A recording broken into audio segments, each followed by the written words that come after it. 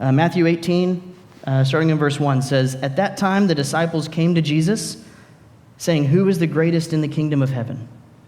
And calling to him a child, he put him in the midst of them and said, 'Truly I say to you, unless you turn and become like children, you will never enter the kingdom of heaven. Whoever humbles himself like this child is the greatest in the kingdom of heaven. Whoever receives one such child in my name receives me, but whoever causes one of these little ones who believe in me to sin, it would be better for him to have a great millstone fastened around his neck and to be drowned in the depth of the sea. Woe to the world for temptations to sin, for it is necessary that temptations come, but woe to the one by whom the temptation comes. And if your hand or your foot causes you to sin, cut it off and throw it away. It is better for you to enter life crippled or lame than with 2 hands or 2 feet to be thrown into the eternal fire. And if your eye causes you to sin, tear it out and throw it away. It is better for you to enter life with 1 eye than with 2 eyes to be thrown into the hell of fire." Now, I just want to pause just for a second and say that if you're reading through Matthew, and when you get to chapter 18, it can feel this account of the disciples' question and this conversation, it could feel kind of a little bit abrupt, kind of just out of left field. See, the previous chapter 17, it ends with a very different scene. So just to give you some context here, I encourage you to read this after the sermon today. But so what's happening at the end of chapter 17 is that Jesus, he once again predicts his death at the hands of religious enemies in Jerusalem, and then collectors of this annual 2 drachma temple tax, they approach Peter and they ask if Jesus is going to pay the tax. And so Jesus explains to Peter why he's exempt from paying the tax, but he says that he'll pay it to avoid just really causing trouble over the issue. And so he commands Peter to pay the tax for them both by catching a fish in which he will find a coin sufficient for the tax, and it happens. And then, boom, chapter 18, and we just kick off with this question. It seems a little bit out of left field. But the wonderful thing is that we have other gospels that we can read to get context as well. And so we get that from the gospels of Mark and Luke. So in Mark chapter 9, verse 33, we get some context around this. It says, "And they came to Capernaum, and when he was in the house, he asked them, 'What were you discussing on the way?' This is Jesus asking the disciples, but they kept silent. For on the way, they had argued with one another about who was the greatest." So there's a little more. They're heading to Capernaum, and the disciples, they're arguing along the way about who's the greatest, leading up to this question. Then in Luke 9, verse 46 says, "An argument arose among them as to which of them was the greatest." Can you imagine these great men of God, these men that were chosen specifically by Jesus? They're spending time with him, they're praying, they're seeing him preach and teach and do miracles, and they themselves have done miracles, these wonderful men of God. And what's the topic of their discussion? Oh, I'm the greatest in the kingdom. Like you, me. See the difference? You, me. I'm the greatest in the kingdom. I'm reminded of this great theologian, comedian, Brian Regan, who says, "Beware the me monster." See, could you imagine if Peter were to chime in here, what he could have said on this if we had this whole conversation? He could have said stuff like, "You guys are nuts. Okay, here's a question for all of you here. Out of all of us, who walked on water? Oh, Jesus and just me? Okay. Who here saw the transfiguration? Like, oh, okay, I see James and John's hands go up, but also me. Here's one. Who here did Jesus say, 'Blessed are you, Simon, son of Jonah'? Who do you say that to? Oh, it was just me.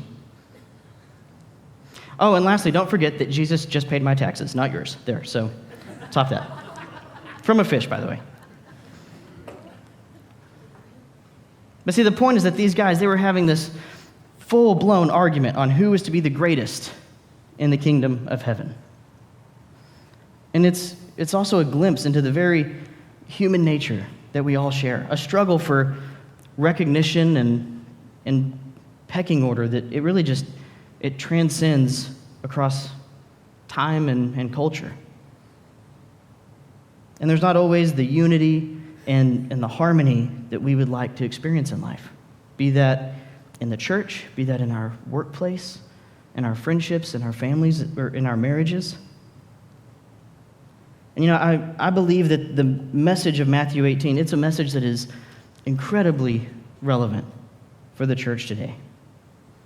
And so Jesus, he begins to teach them what it means to be great in the kingdom of heaven. So let's break down this whole passage and let's reread verses 1 through 4 again. So Matthew 18, verse 1. At that time the disciples came to Jesus, saying, "Who is the greatest in the kingdom of heaven?" And calling to him a child, he put him in the midst of them and said, "Truly I say to you, unless you turn and become like children, you will never enter the kingdom of heaven. Whoever humbles himself like this child is the greatest in the kingdom of heaven." See, it's in these first opening verses of Matthew 18 that this is the point that Jesus is wanting to drive home. One word: humility. And so let's continue just a little longer through verse 6.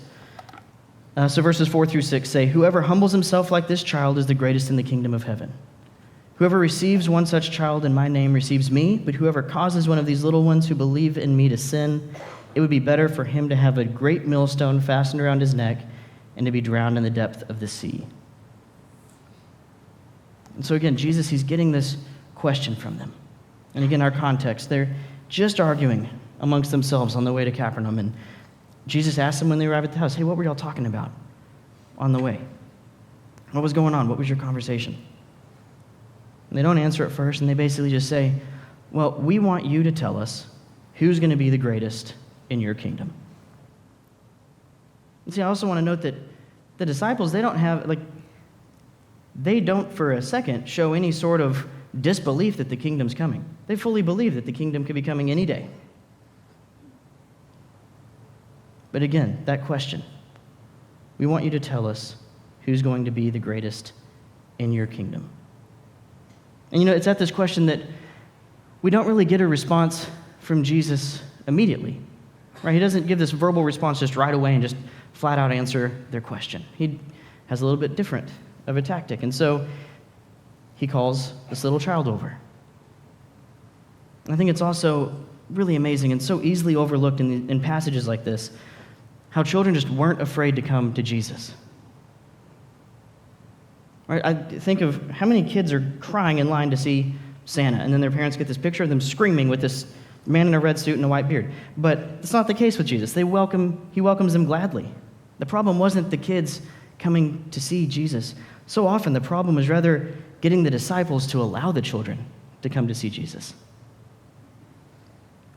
So the child comes to him and he sets him right there in their midst, and he basically says, "Listen, you guys were telling me that on the way over here, you were talking about who's going to be the greatest in the kingdom.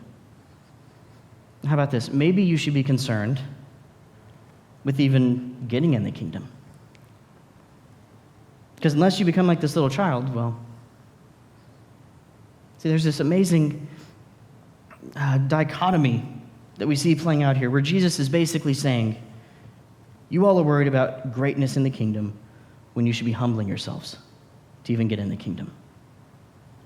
Again, that phrase, "unless you turn and become like children." And Jesus isn't talking about some sort of reversion to childhood. That's not what he's saying. And I believe it's important that as Christians that we grow in grace and in knowledge and maturity in the Lord and in our faith, but there are those traits that children have that are wonderful things for us to also have as believers.